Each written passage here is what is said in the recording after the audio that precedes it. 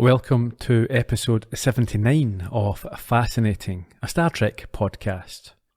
Turnabout Intruder. In this week's episode, Kirk's body is taken over by a former lover who uses ancient technology to swap their minds with one another's. When her efforts to dispose of Kirk and her former body fail, however, a new scenario arises. Can the captain persuade his friends who he really is, despite appearances? Or will his rival claim both his body and his command permanently?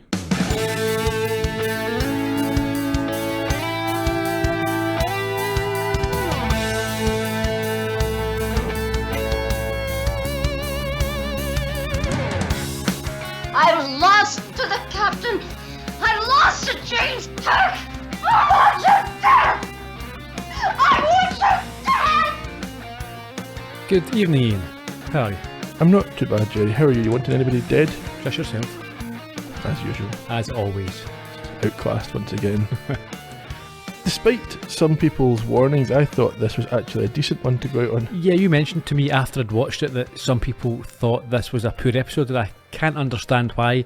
It's a perfectly adequate episode. It's a good episode. I enjoyed it. Fits in nicely with some of the themes that we've seen before, some of the science-y stuff that we've seen before. Definitely. We've seen mind swaps and body possessions plenty of times. Fittingly, in the last episode, it allows Bill to go full shat. Full shat. I've written actually some prime shatnering here. Yeah, it was very good. The concept was intriguing. It was interesting, although perhaps not handled... Well, it's been potentially handled in a dated manner. Although I have I think a defence of some of the criticisms of this episode. Okay, we'll probably get to that in due course. Yeah, we should also reference the fact it's the last ever episode of this podcast. Okay.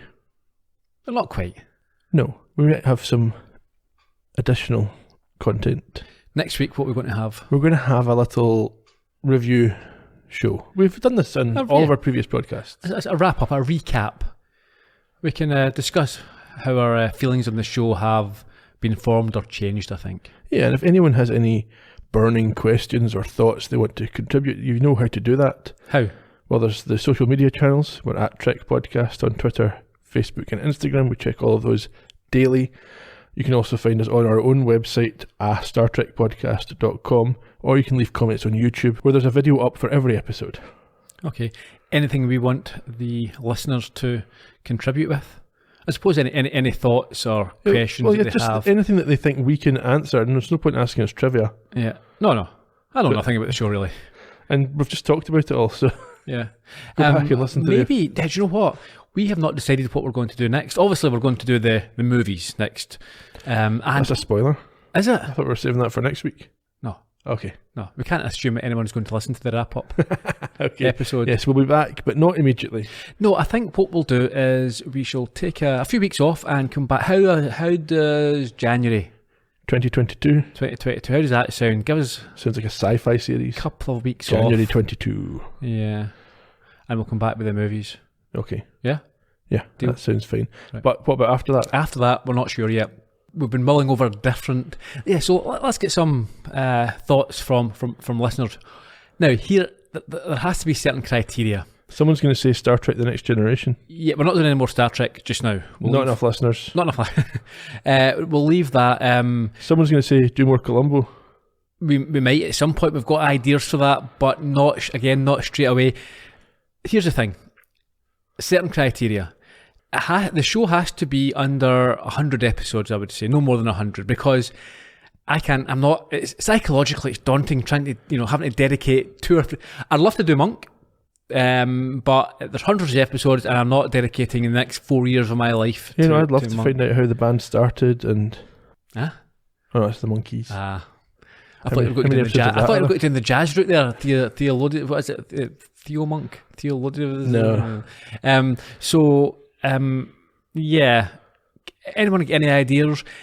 The other things to consider are availability. Yes, we need shows that folk can watch along. Yeah. So it can't be too obscure.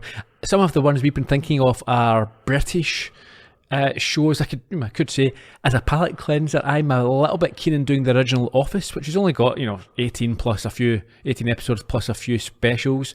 But again, the American audience or anyone outside the UK may not have seen the original show. So, and can you get it in America? BBC America, I suppose. Maybe.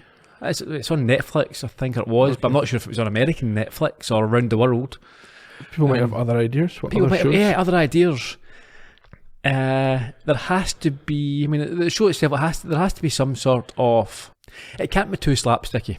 It can't be too comedy centred. I know The Office is, but there's lots of relationships and personalities in there that we can discuss. I know somebody mentioned on Twitter about doing The Young Ones, but whilst I like the show, what is there to talk about? Oh, he farted. Yeah, I think it would be a tough one to do week in, week out. Murder mysteries and that type of thing are obviously there's a structure to it which is conducive to podcasting, but it doesn't have to be that. No. Could be anything. Except for the things you've just ruled out over the last 10 minutes. Yeah. Again, don't suggest Murder, She Wrote. Love the show, but ain't doing all those episodes. What about Hawaii 5-0? The original or the new one? Both. No. That won't be happening either. Miami Vice? Nah. Okay, so there you go. There's a few things that we've ruled out already. Another British one that I've said to you, it could work, maybe not. And I think it's a huge show in the UK. It's Only Fools and Horses, but again, outside of the UK, the comedy, the humour, and the availability might not be there. So perhaps not. And is it not just going to be going over the same issues we discussed in the Fawlty Towers podcast? Potentially, but and that really upset people when we did that as well. Yeah, no, but I think there is, and when we've done Blackadder, and looking back now, Blackadder, there wasn't a lot of character development. There was a lot of jokes. It was one of my favourite shows. It's hard to podcast. It's hard to podcast because the character arcs or the backstory isn't really there. Fawlty was a bit easier. Yeah, but people didn't like when we picked up on issues that are... some people didn't like it, but that's the thing, and it's the same with Star Trek. We're picking at shows which are dated and have dated views, and that's part of what we're doing. That's part of why we're doing it, is to see how it stands up today, how it holds up. Okay. So let's say the wrap-up show isn't just about what we're going to do next, and we cannot promise that no matter what anyone says, we will pay any attention whatsoever.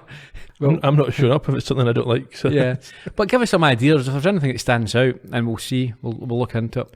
Hopefully someone comes up with something absolutely inspired and we're like, it has to be that. Yes. Yeah, and here's the thing, it doesn't have to be the same format. Again, another thing I mentioned to you the other day, it might not work, is to look at different shows, perhaps take an episode here or there of other things. And the problem with that, obviously, is that if we don't know the show, it's hard There's no context. There's no context. We don't know if it's good or it's bad. We don't know if the character is being true to how they were written. Yep. So that's a problem as well. Another thing to bear in mind, if we really enjoy doing the Star Trek movies, we might want to look at films of a certain type.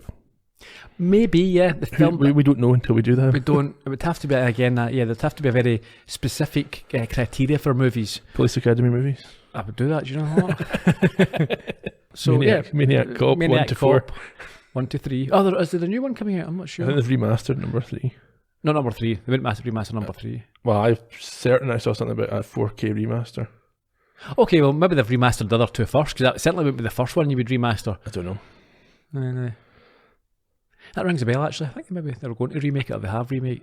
It's different from Maniac. That's not Maniac Cop. Okay. Anyway. Different genre. No, same genre. Oh, right, okay. Anyhow, so that's what we're doing next week, followed by the movies. We'll be back in January. Everyone's turned off now. Yeah, I'm sure they have, yeah. Do you want to hear about this episode of Star Trek that we've still got to get to? Let's crack on. We start with the Captain's Log. 5928.5. The Enterprise has received a distress call from some scientists. Yeah, they were exploring the ruins on Camus 1, is that right? Nope, Camus 2. Ah, okay. Nobody would go to Camus 1, don't be ridiculous. The situation is desperate. There's 2 survivors, the expedition surgeon, a Dr. Coleman, and the expedition leader, a Dr. Janice Lester. Interesting that they only give Lester's first name. That's because Dr. Coleman will be assumed to be a man, and I want to point out that Lester is a woman. I assume so. Did you give Coleman a name in your own head? Dabney. That was what I was thinking. Only because someone tweeted that at us today. Yeah. On Camus 2, Kirk, Spock and McCoy beam down into this sort of expedition dig, or whatever you want to call it. And are at the bedside of Lester, along with Coleman, who tells them that she has been exposed to a great deal of radiation. But not any type of radiation that he's ever seen before, or that you could say was radiation from your scans. McCoy's a bit snappy. He demands to know what type of radiation this is. But he claims it's nothing that they've ever encountered before. Indeed. She then stirs from her sleep, and Kirk sits beside her, insisting with a smile that she must remain silent. So it's a type of radiation that stops you from speaking. Yeah, or certainly speaking would exacerbate That's very specific. Maybe he just means don't exert yourself. Maybe. Anyhow, at this point, Spock picks up faint life signs 700 metres away, probably wrong. Without a doubt. And I think he says that any help that needs to be given will have to be done straight away. Yep, so McCoy and Coleman go with Spock to find this apparent survivor. Kirk, he gets up to go with them, but Lester moans for him to stay, and so when they leave, he stays behind, and when she speaks, we discover that they, in fact, know each other. Yes, and she's able to speak perfectly fine. And of course, she tells him that the year she spent with him in Starfleet was the only time that she has ever felt alive in her life. Maybe sort of playing on his ego here a little bit, given what's about to happen. Mm-hmm. She does, however, appear resentful that his world of starships prohibits women. Now, it doesn't. No, we've seen that. There's been a number of women in high positions. So this appears to be in her head. Yes, which would make sense considering, what we see happen to her. Absolutely. Kirk tells her, in fact, that he never prevented her pursuing her career. But she's not having that. No. It's institutional. Yeah, he accepts it isn't fair, he says, but claims that she tortured him because of this. So what is he saying isn't fair? I think he's just kind of humouring her at this point. I think you could interpret her words as saying that his world, as in his life, didn't have room for her. Yes. So, okay, yeah, from his point of view, saying, yeah, it's not fair, I didn't have time for you, you deserve better, but this is who I am. Yeah, because one of the criticisms of the episode, I understand, is that it's quite sexist. Yes. But it depends how you look at that, and as you say, how you read these statements and opinions. And I think if we're given the benefit of the doubt, and I think we should, because we have seen women in positions of authority before. It's not, leaving aside the fact that they're still made to work in very short skirts and bring the tea and things like that. Yeah, but leaving that aside, there's there's no sign really that they're regarded as second-class citizens. There was that one time that McCoy said they only get to work up until they have kids and start a family, and then they have to leave. Yeah, that's true. Even all the way back to season 1, when we had the footage from the cage and a female first officer. Yeah. Mm-hmm. However, I have made the point, I don't think when Kirk's been off the ship that any woman has ever been put in charge. Like, Uhura is never. No. But is that simply because her position isn't qualified for that? Yeah, it's not the chain of command on this particular ship, but there's lots of other ships. Yeah. In any case, she claims that she loved him and they could have roamed among the stars together. He, though, thinks they probably would have killed one another. Yeah, which she ruefully notes might have been a better outcome. She closes her eyes and Kirk walks over to one of the walls that has some sort of hieroglyphic design. And there's a bit of drama next. Yeah, so he's at this, whatever it is, carving thing, and she sits up and points a remote control. Yeah, she shoots him with a device which seems to freeze him before she skips out of bed. The device that freezes him, because I had taken it that she'd done something to the device or to the carvings on the wall, and it was, I don't know what way around it was. Doesn't make much difference. He's frozen, she gets out of bed. Yes, she then goes over to this device, flips a switch, and it starts working. Yeah, she's got a very self-satisfied look in her face. That's obviously part of a master plan. There's then some wonderful special effects, and we see their essence leave their body and transfer to the other. Like vice versa. But not Big. Big is often wrongly considered to be one of the 80s body swap movies, but no one in Big body swaps. There you go. Vice versa, like father, like son. In the 70s, I think it was Freaky Friday. Okay. Yeah. But no body swapping. In Big. In Big. There is here. There is. Credits. And we come back down to Camus 2. Yes, and Kirk steps down, switches the machine off, and carries Janice back to the bed. But it's clear from what we saw and what he is about to say that they have swapped bodies.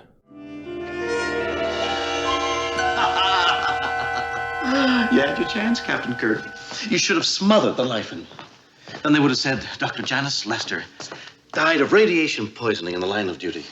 Why didn't you do it? You always wanted to, didn't you?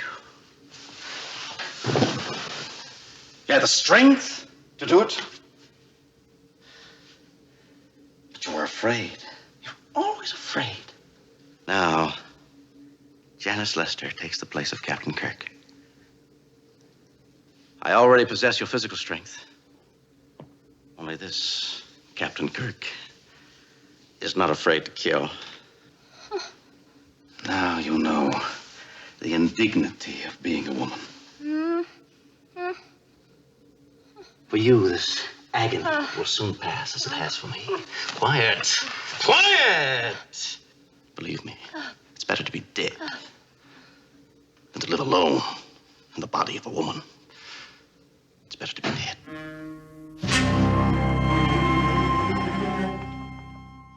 Before we go on, it's obviously quite confusing, especially taking notes when you're trying to describe who's talking. Is it Lester? Is it Kirk?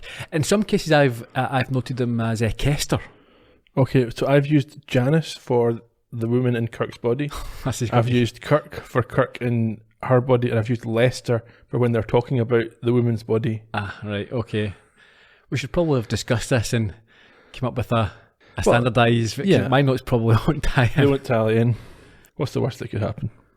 Let's find out. McCoy returns with Coleman at this point and Spock. And they interrupt what Janice was doing. She was trying to strangle Kirk. Yes. But didn't have time. They've got bad news for Kirk. They were too late and can do nothing. Now, do nothing about what? The life sign that they found. But McCoy disagrees with the type of radiation that's been exposed to the people here. He believes it to be celibium. Or does Coleman believe it to be celibium? No, he says it's celibium. Is that a real thing? I don't think so. I don't know. I didn't check into that. Okay. Coleman disagrees, and this is a problem because it would require a different type of treatment. As McCoy's talking, we see Coleman look furtively at the restless body of Lester and rush over when she moans out. Yes, but Janice in Kirk's body reports that there were no unusual symptoms while they were away. Coleman now says that Kirk in Janice's body is near death, and Janice suggests that perhaps the shock of losing her entire staff might be part of the problem. McCoy thinks that beaming her up might be worthwhile, but Coleman is hesitant, which makes an impression on Kirk. Janice as Kirk. Janice as Kirk, who immediately communicates for her to be taken aboard. Yes. Janice contacts the Enterprise, and as she will do throughout the episode, as a hint to the slow of thinking, refers to herself as Captain Kirk, so that you know it's not Kirk himself.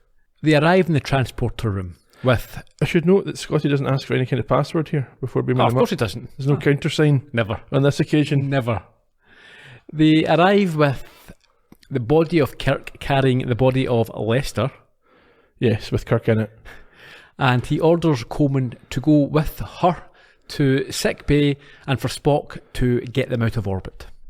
Yes, and resume the previous course. So Janice then notes from McCoy that he and Coleman disagree on treatment and advise her that the decision is crucial.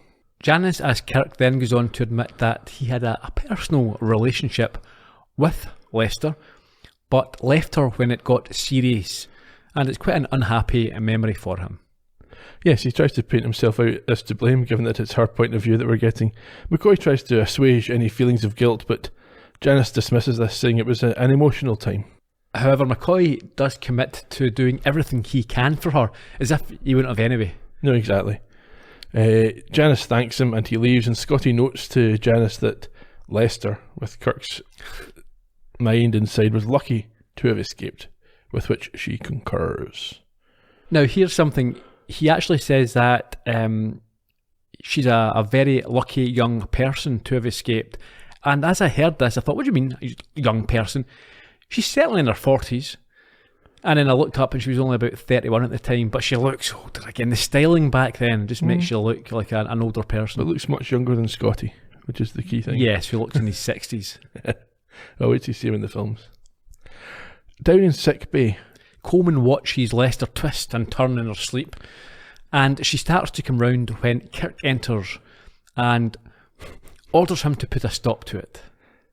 Yes, Coleman notes that the hysteria had just begun, and we learn that he is in on this plan.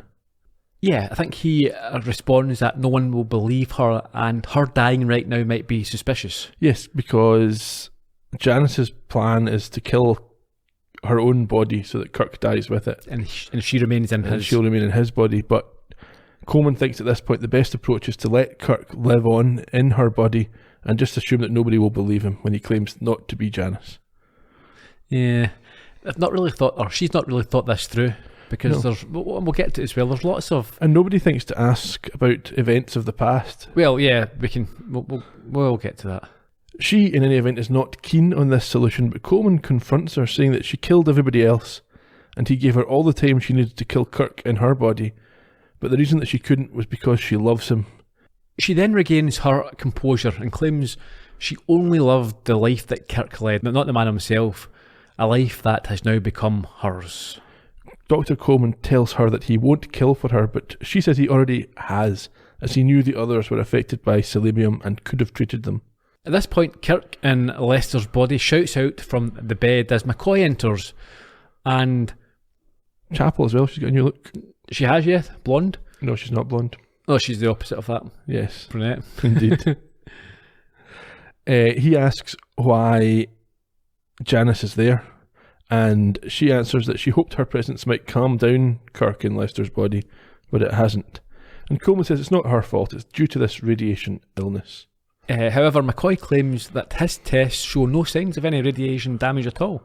Janice notes that the staff were delirious before they died, which Coleman confirms. And she tells Coleman that she's guided by McCoy's experience here, but Coleman insists that Lester's health has been his responsibility for 2 years, and if her care is trusted to McCoy, he will not be responsible for any consequences. And so Janice, in Kirk's body, tells McCoy he's off the case, just like, you know, the lieutenant in the cop shows always do. You're off the case. And he has to go and Hand in your pursue badge it and wet. single-handedly, yeah. But McCoy insists that his medical authority is final. Yeah, but Janice Kirk snaps that the decision has been made, and then reminds Coleman that he was going to administer a sedative, again ignoring McCoy's advice against doing so. Yes, so just as Kirk opens Lester's eyes, he sees Janice in his body and has flashbacks to the transference. Yes. Just to remind us who's who. But I'm not confused, but I'm sure everyone listening is. This is one of those ones you have to have watched. Yeah, and I think she utters the question, am I really losing command of the Enterprise? Yes. We get a voiceover next. Yes, Janice is doing this. She explains that Kirk is waking in her body. The Enterprise is continuing on mission, and she's about to find out if her years studying its functions are going to pay off. She's pretty confident it won't take too long before she's beyond any kind of suspicion. And this is the obvious mistake she's making. It's all very well studying how to operate a vehicle, a ship. Yes, personal relationships are going to be... Yeah, what's his name? I don't know any of these people's names. I'm going to look like an idiot here. Yeah, unless you had access to crew manifest and stuff like that, you maybe saw. Oh, but even then, you wouldn't know, like, I always call him Jimbo instead of Jim, or me and her have got a little joke we always do every time it's just these little things that are going to show you up to being an imposter. Absolutely. There's then an incident on the bridge. What's that? So Janice, in Kirk's body, is now on the bridge, and she orders a course change, so they head for the Benicia colony, which was mentioned once before. I keep thinking it's Benfica. If you remember back to Conscience of the King, that was the next stop for the theatre group. Was it? Yeah. Ah, very good. Anyhow, Spock picks up on this being a ridiculous order. Why? It means reversing course, and they don't need to because they could drop Janice or Lester at Starbase 2, which is en route to their destination. Now this worries Lester, Kirk, until Sulu tells them it is 72 hours away, and she's able to claim that this is too long. But Spock says we could just speed up. He also says that if Lester's condition is that bad, then the primitive facilities at Benicia will be of no assistance. Again, Kester casually laughs this off, claiming it is no use if Lester dies getting there. Spock is still not done and suggests that Starbase 2 can be achieved in the same time if they head at maximum speed, and Kester is relieved the pressure of an answer when Uhura's replacement asks if she should advise Starfleet of the change of plan. This causes Janice to snap, saying that there has been no change of plan, there's simply a delay getting to Beta Origi. Is this a point where Kester's approach and decision-making and lack of understanding of who's responsible for what in the ship raises some concerns? Absolutely. And so under pressure, Kester tells the communications officer to let Starfleet know of the delay, but to stay on the course at Warp 6. Yes, but just before that, of course, Spock had pointed out they're going to have to let Starfleet know they're missing their rendezvous with the Potemkin. Ah, yes. We go to Kirk's quarters next. He's doing a little self-manicure. He is. He's got the nail file out, which I thought was a nice touch. I mean, maybe a little bit sexist, but not really. I mean, Oh, I've got one in my office. That's why it would be sexist then, because it's showing that he is a woman. Oh, they're using it to show he's a woman? Yeah. Yeah, because a man could do that just as easily. Yeah. Although, again, we can be fair and say, yeah, a man could do it easily, but Kirk doesn't. Yeah, or we've not seen him. Yeah. Okay. So after being rattled on the bridge, Kester seems to be more relaxed as she, as we say, files her nails whilst listening to McCoy's concerns. Why are you being so defensive? There's no implied criticism of you in my order to remove you from the case. That is not the reason I'm here. I'm here because Dr. Coleman's record states that he's incompetent. That's the opinion of an individual. No, sir. That is the opinion of Starfleet Command. I checked with them. And Dr. Coleman was removed from his post as chief medical officer of his ship for administrative incompetence. There are no administrative duties required here. As well as flagrant medical blunders. Promotions and demotions can be politically maneuvered. You know that, Bones. Not in Starfleet headquarters, Captain. And certainly not in the Surgeon General's office. I'm afraid the order will have to stand. I can only say that Dr. Coleman's experience with what happened on the planet had to be the deciding factor here. I'm sure that you can appreciate that. I appreciate the fact that you had a decision to make. I also find myself in that position now, Jim. And I'm asking you to report for an examination. What? What do you base that on? Development of emotional instability and erratic mental attitudes since returning from that planet. You'll never make that charge stick. Any fool can see why you're doing this. I'll let Starfleet Command be the judge of my motives. I won't submit to this petty search for revenge. But you will submit to Starfleet regulations. And they state that the ship's surgeon will require a full examination of any crew member that he has doubts about, including the captain.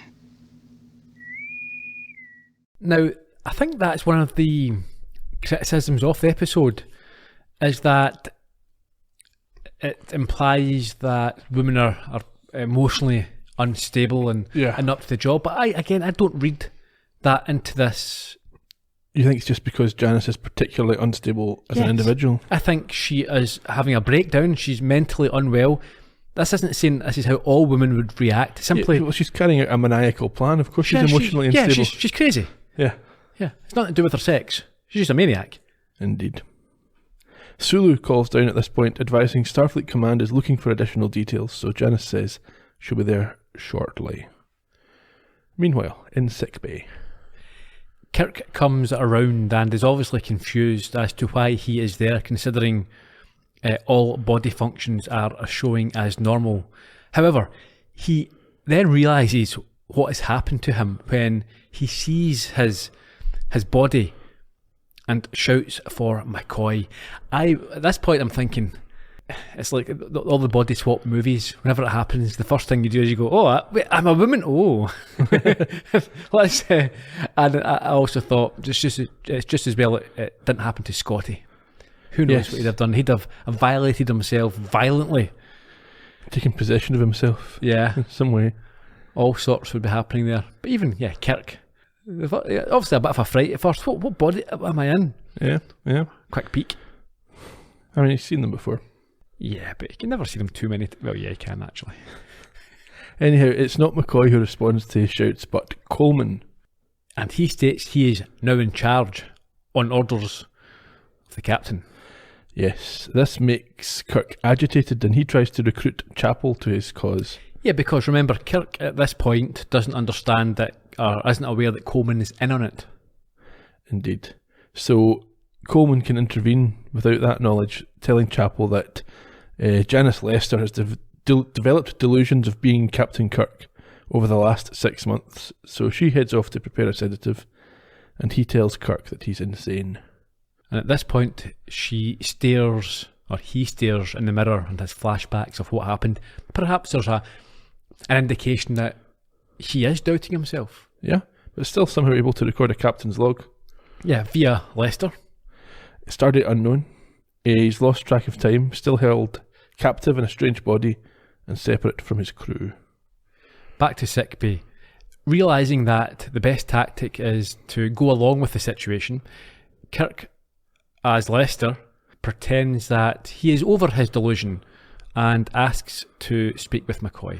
Yes, Nurse Chapel says that Dr. Coleman has forbidden that, so he asks for Spock, which she says can probably be arranged before they reach the Benicia colony. Now this causes Kirk to revert to type, and he sits up to question why the Enterprise is not going where it was scheduled to. Yes, she says they're just heading to Benicia to drop him off for recuperation. And offers him a sedative drink. Yes, he says he'll drink it slowly. She's happy with that and leaves the room. Yeah, I'll drink it slowly on my own. Yeah. No, that's not how it works, is it? So Chapel leaves, he pours it away and smashes the glass. Yeah, so he can start cutting at the straps which are binding him. Indeed. And in another part of sickbay, McCoy and Spock are discussing their concerns about Janice in Kirk's body.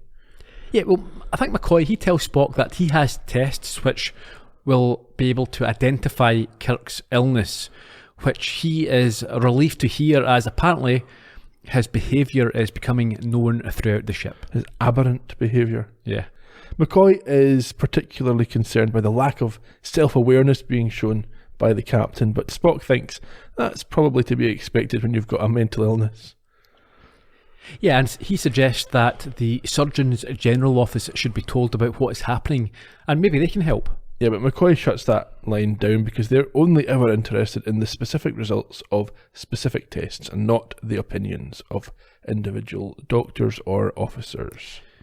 So they go on to discuss the predicament that they are in, and Spock notes that whatever happened to Kirk happened when he was alone with Lester, and so a discussion with her might be useful. Indeed, so McCoy encourages him to do that while he carries out some tests on the captain, but Spock warns him that they need to be careful in case their actions are misinterpreted. And at this point, Kester strides in.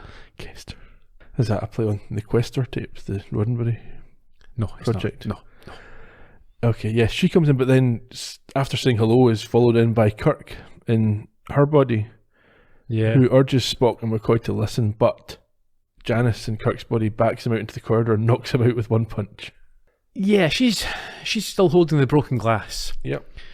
And I think it's a chop rather than a punch. Well, whatever it was. But McCoy's outraged. Yeah, he immediately realises that it wasn't a good look. And I think he tries to say, she could have killed any of us. It was for our own good. Yeah. Security then arrives and he orders her to be put on a 24-hour watch, and no one is allowed to speak to her without his permission. Spock leaves at this point and McCoy invites Janice or Jester, or whatever you want to call Kester, her, yeah. back inside the sickbay for these tests. Yeah. You say invites, but it's more than that. He's looking at her with extreme suspicion, and he can't quite work out what's going on. Well, I think he knows that Kirk wouldn't knock out a woman like that. Well, that's true, but at this point, you can't assume a body swap's taking place. I mean, No. it could be a bang in the head and your personality's changed or whatever. Meanwhile, outside the room where Kirk is being held, Spock talks to the security officer. Yeah, he asks how she is, and while he is told she is conscious, they refuse to let him speak to her as per Kirk's orders. Spock questions whether those type of orders have ever applied to the senior staff, and the security team must accept that they have not ever previously. However, they do think that one of them should be present during this questioning. Spock's quite happy with that. Yeah, back in sickbay. Janice has got her shirt off. She has, yes. And she's doing the heart rate exercise with the pumping pedals on the wall. Yeah, now, I'm not sure if you've got any trivia for this episode, but I remember reading one of Shatner's books which discusses it. Okay. So apparently he was... it's one of these things where people say he had a really bad dose of the flu. Yes, I've read this. Yeah, and it had to have a cot on set so that he could lie down and sleep between takes. But it's one of these things, if you've got a bad cold, it's called the flu. Because anyone with the flu, never mind a really bad dose of the flu, actually be at work, wouldn't be working, they can't act. You know, it's the type of thing that you can die from. But also, just when I was watching this, you think if that was the case, so they have him here doing a physical, which is basically an exercise bike on the wall. Yeah. You might have written that part out. Yeah, maybe. Yeah. No, I think the trivia that I saw is he has to, when he's carrying Lester at the start, he struggled with it, dumped her on the bed and said she had to lose a few pounds. It seems quite rude. It's his fault for being sick. Very, yeah. Anyway. Yes, so McCoy confirms good physical results, as is required by William Shatner's contract. Mm-hmm. Of course, well, he's top off. You can see for sure that he's got good, not extremely toned, but toned enough for the 60s. For the 60s, that was that was quite buff. He didn't need a six-pack back then, or big pecs. McCoy now insists on a Robbiani Demel optic test. I don't go a week without one myself. Indeed, this is going to determine the basic emotional structure, and it'll be compared against previous baseline readings. Now, this again could be considered, if you're a woman, you'll have a different emotional structure. Surely if you're a different person, you'll have a different emotional structure. Yeah. Yeah. But anyway, we'll come back to this, because we're about to join Kirk's conversation with Spock after the point where he's already explained what's happened. Tell me about it. Spock is a bit surprised, but has no recollection of such a body swap ever having been successfully done before. Was he asleep during the episodes where this happened before? Must have been. He himself had the Medusan ambassador in his body. Haven't we all? And they all got possessed with those guys out the orbs. Mm-hmm. Anyway. And Spock's actually had his brain transported.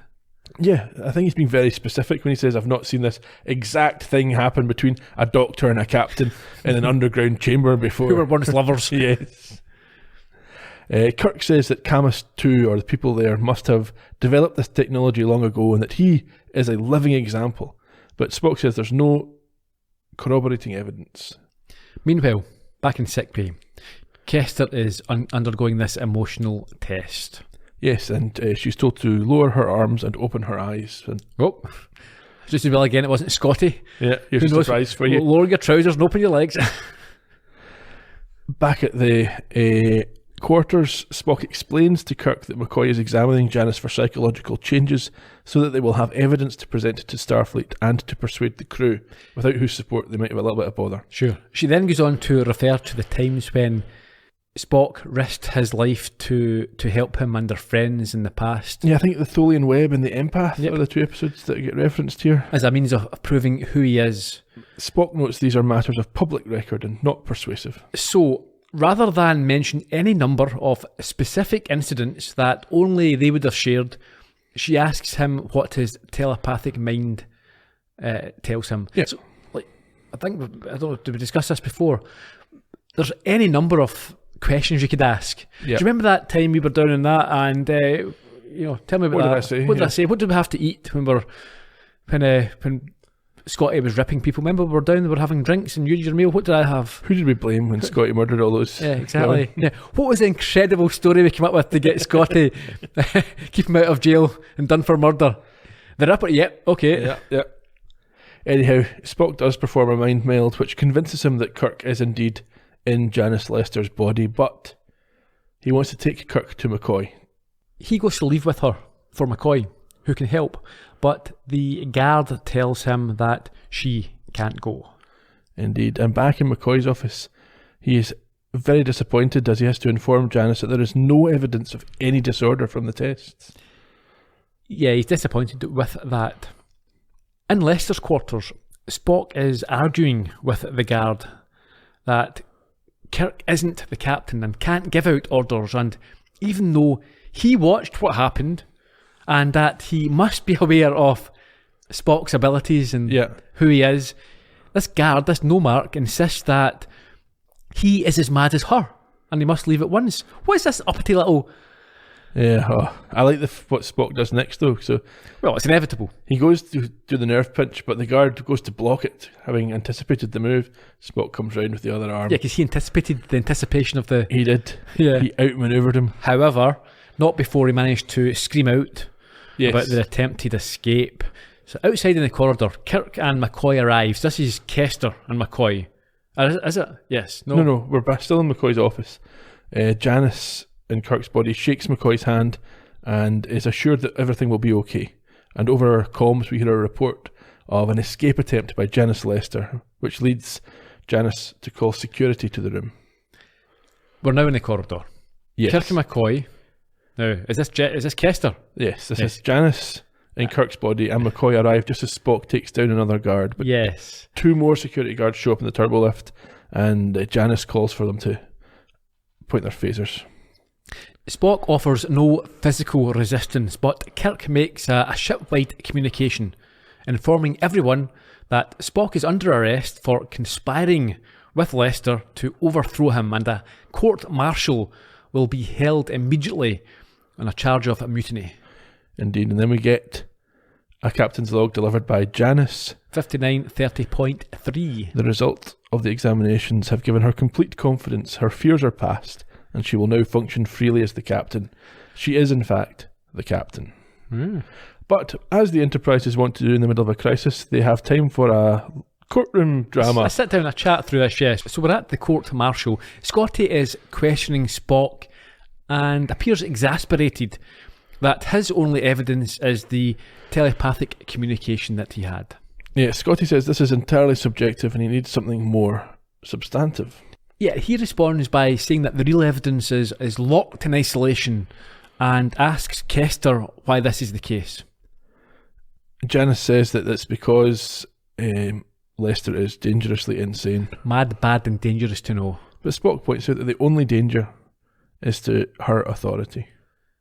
However, Kester tells him that only Starfleet Command can remove this authority. But then, with his misplaced confidence, agrees that Lester can be brought in for some questioning. A guard goes to fetch Kirk/Lester. And at this point, Kester asks McCoy about the tests that he carried out, and he has to admit that you passed them all with no cause for concern. There is no structure to this hearing at all. Random people are just asking other people questions. There's no... Well, that's what happens when you have an immediate court-martial rather than giving the parties time to prepare their cases. Scotty's asking the questions, and then suddenly Janice is asking questions, and she's asking McCoy a question, but then going back to Spock to answer a follow-up question. It's an absolute shambles. It is a joke.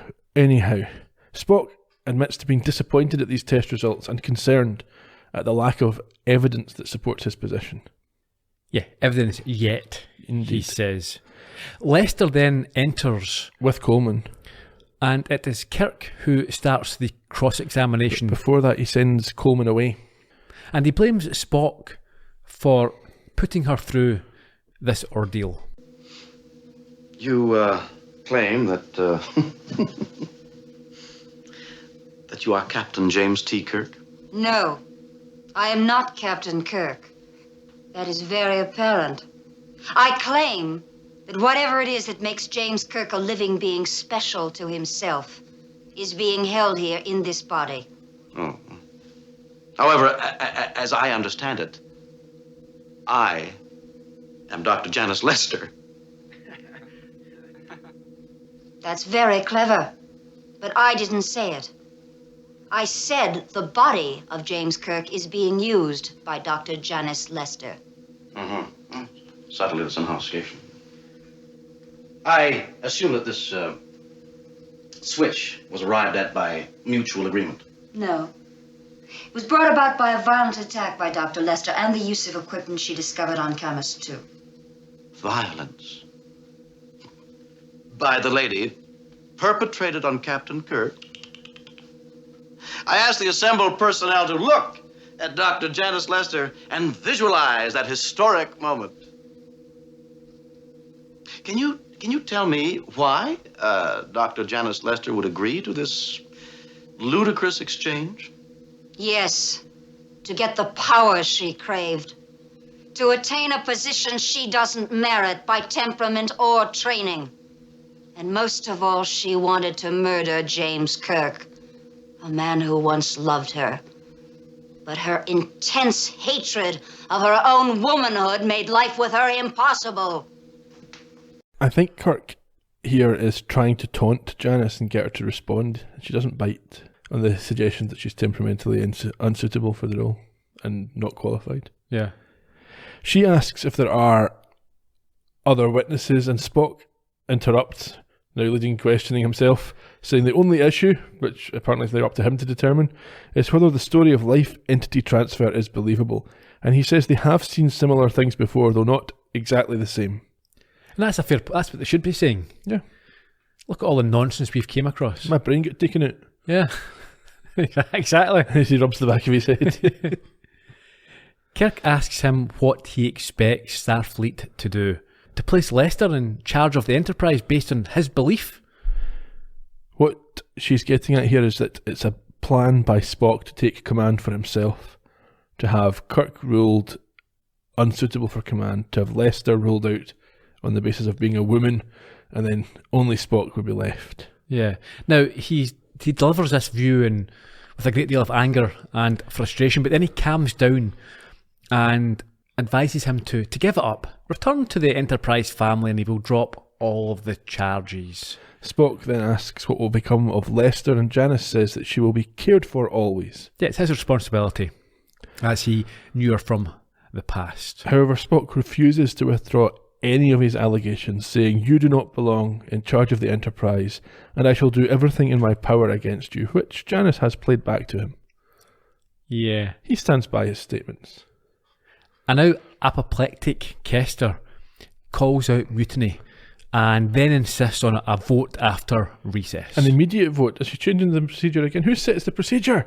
Who is in charge here? The captain's in charge.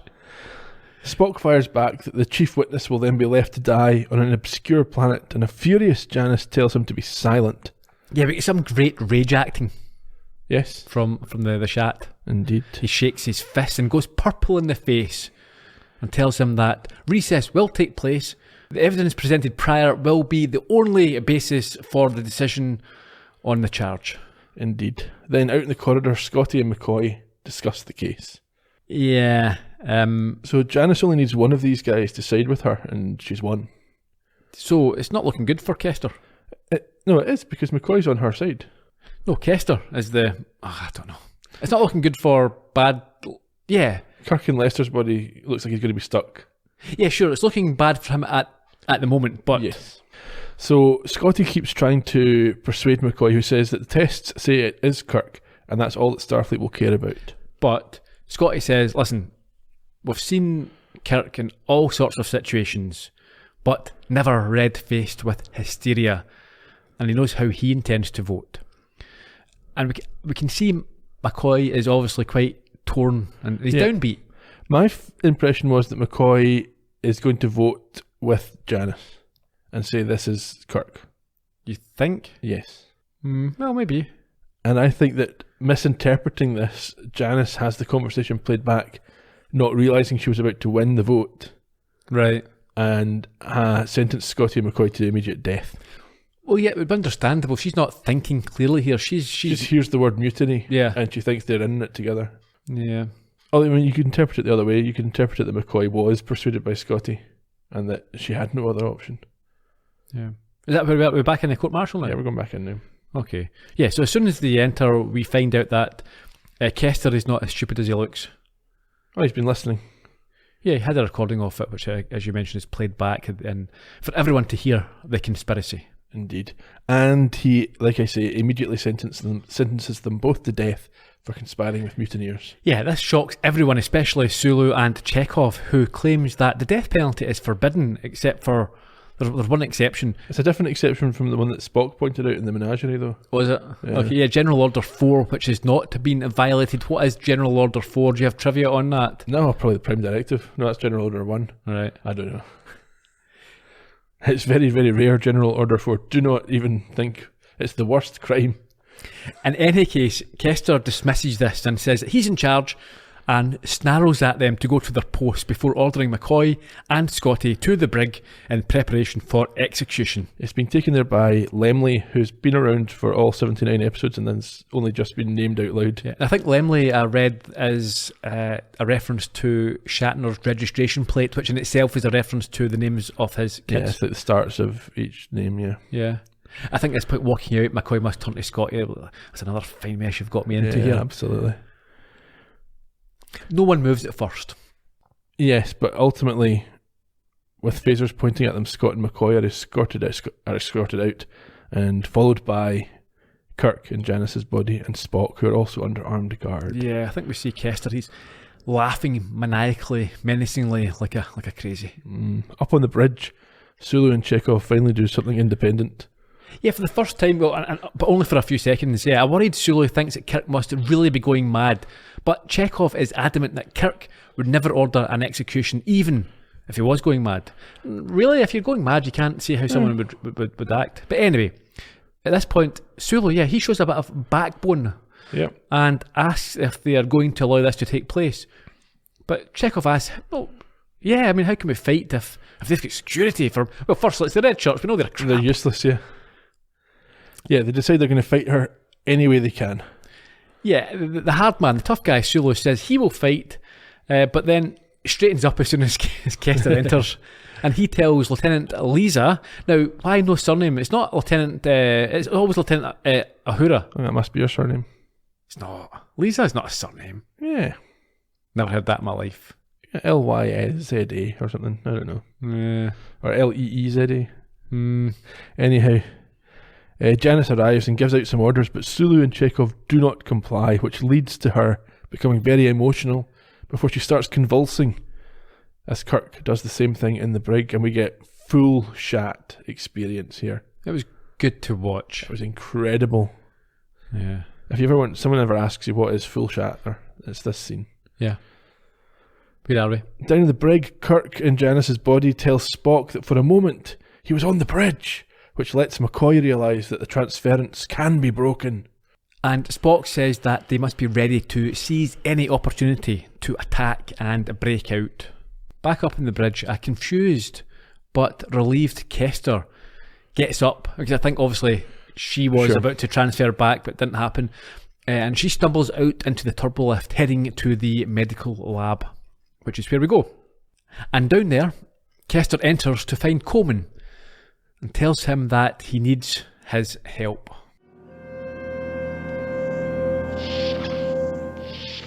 Arthur, the transference is weakening. What happened? For a moment, I found myself back with the prisoners. I will not go back to being Janice Lester. You must help me prevent it. The only way to prevent the transference is by the death of Janice Lester. You must carry out the execution. I can't.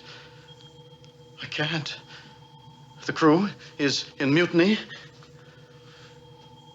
You must kill her for me. I have done everything else for you. But I will not murder for you. Then do it for yourself.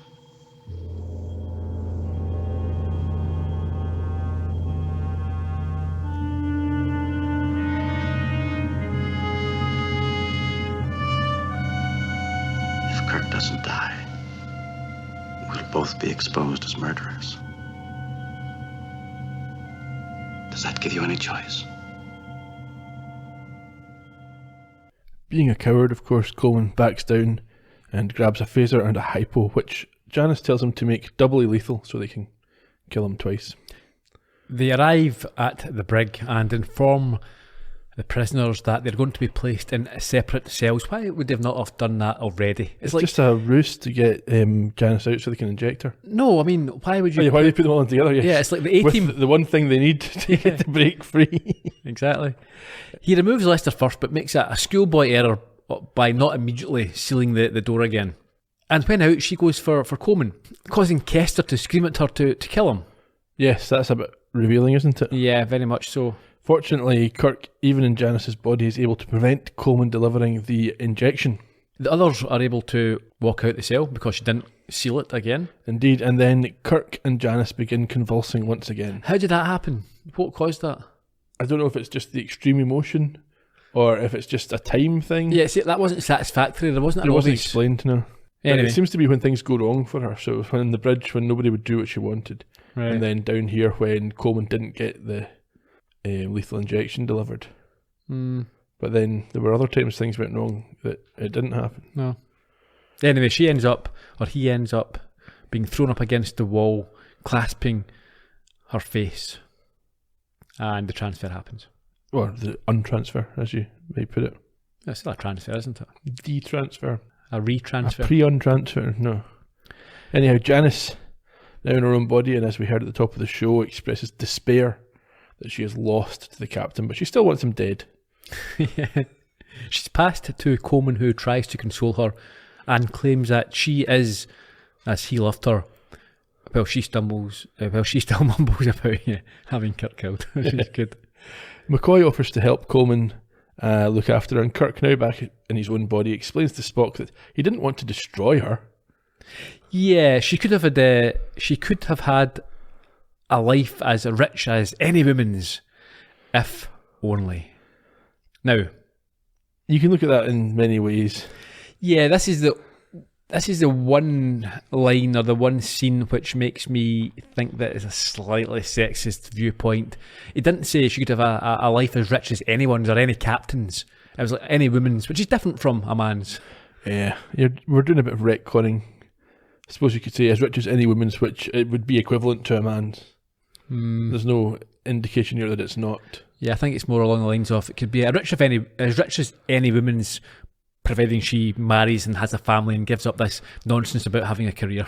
Yeah, but there are other Star Trek shows that contradict, and we'll come to this. Okay. Anyway, that's the end of the series and the show and the podcast. Almost. Cheerio. Do you have any sympathy for Janice? Only in so much as that she's obviously mentally unwell, so you have to have sympathy for people with mental health conditions that are a bit mad. Did the episode lean in any way too heavily on gender stereotypes for you? I don't think it did. The sort of nail file, and Kirk was slightly, acting slightly different. But I mean, again, men and women do act slightly different. Individuals act different. Yeah. But even then, there's still broad. Yeah. There are still broad differences that you can. It's no. I think that it could very easily have been more extreme, man, more of a caricature. Yeah, which it wasn't. I thought Mr. Shatner did a very good job. Yeah. It didn't. It would have been easier to go that whole very effeminate way.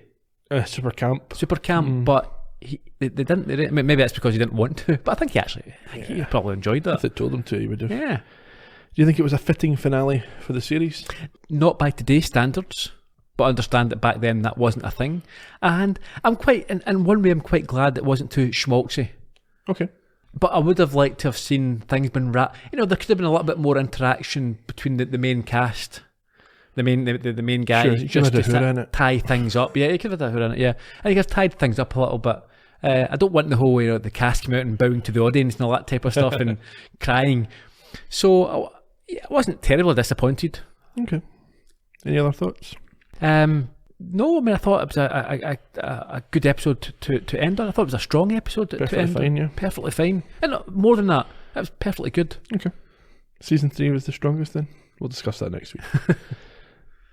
Some trivia. It originally aired on the 3rd of June 1969, and we'll explain why in a moment.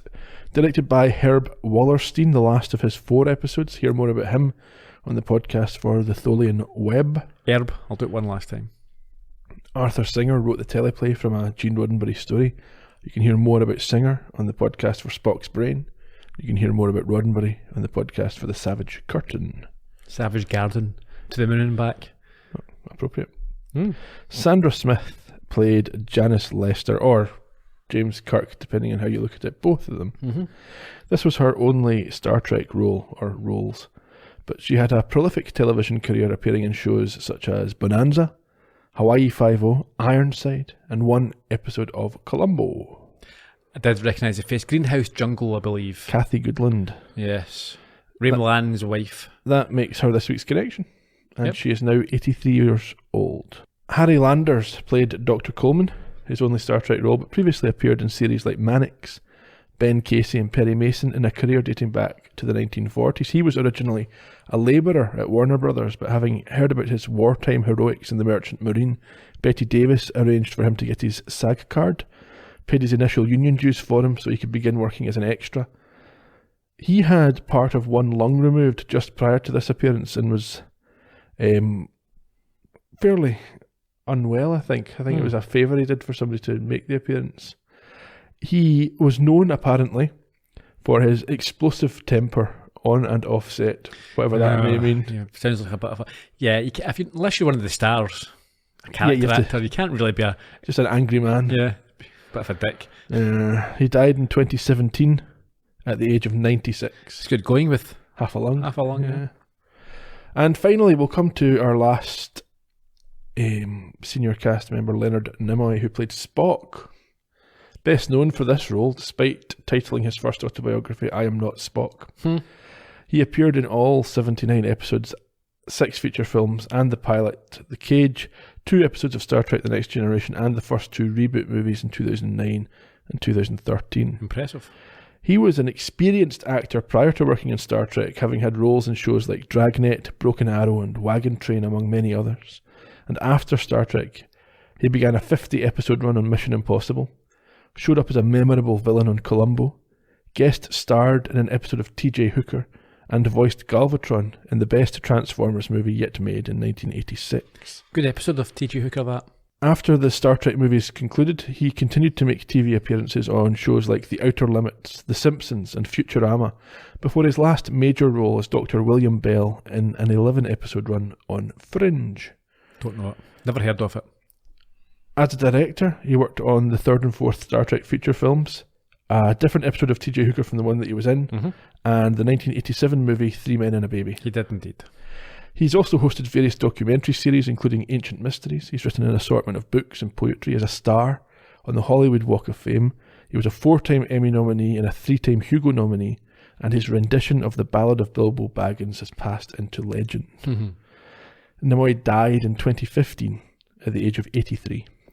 And again, infamously, William Shatner did not feel welcome at the funeral. I think they fell out at the time. Certainly at the time of his death, they weren't on speaking terms. I'm sure there's a whole book about this, which you've read.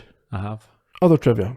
The show was scheduled for broadcast in March 1969, 2 weeks after the previous episode, but scheduling changes following the death of President Eisenhower meant it was put back to June 3rd, about 10 weeks later. Lieutenant Galloway returns in this episode despite having been killed in the Omega Glory, and the actor David Ross playing a character with a different name in between. The implication that women cannot command starships, if you accept that as what's implied, is contradicted by events in Star Trek Enterprise and Star Trek Discovery, which are both prequel series, and in Star Trek 4, which is set just 20 years after this. I think I read that Roddenberry himself wasn't happy with the idea of it, yeah. So let's just assume that's not what they were implying. Yeah. And I genuinely don't think they were. The body swap sequence was the last sequence ever filmed for the series. The show was cancelled during production of this episode. Work had begun on a 25th Season 3 episode, but it was never made. It was called The Joy Machine and was due to have been William Shatner's directorial debut. There must be is there a script out It's there? a novel. A novel, yeah. Well, that makes sense as to why maybe they didn't tie up the episode as tightly as they could have. Yeah. This episode was titled by production staff Captain Kirk, Space Queen. Fair enough. In terms of international titles, in German this was Gefahrlicher Tausch, which translates as Dangerous Exchange. In Italy they went for L'Inversione di Rota, which means reverse course. And in Japan it was One last time. Henshin Kako Sencho no Kiki, which appropriately translates to transformation.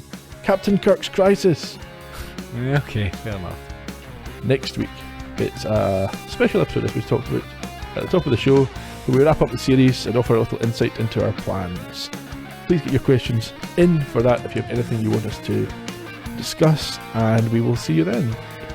Until then, cheerio. bye bye.